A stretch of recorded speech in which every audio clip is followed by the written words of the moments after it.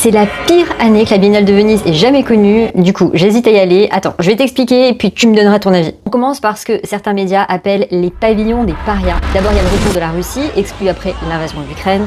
Le sujet est devenu tellement explosif que plusieurs ministres européens de la culture ont protesté publiquement et le ministère italien de la culture a pris clairement ses distances. Ensuite, t'as la présence d'Israël qui a provoqué une mobilisation très forte, là aussi appel au boycott d'un côté, et de l'autre le ministère israélien des Affaires étrangères qui a accusé la Biennale de politiser l'art et de pratiquer une discrimination envers les artistes israéliens. Les pavillons nationaux qui ont temporairement fermé en signe de protestation contre la guerre à Gaza. Puis t'as aussi le pavillon américain qui est lui aussi très critiqué, t'as certains médias qui dénoncent une représentation culturelle liée au retour du trumpisme. Avec tout ça, le jury officiel a démissionné, refusé de remettre des prix aux pavillons représentant des États dont les dirigeants sont poursuivis pour crimes de guerre devant la CPI, vous devinez lesquels.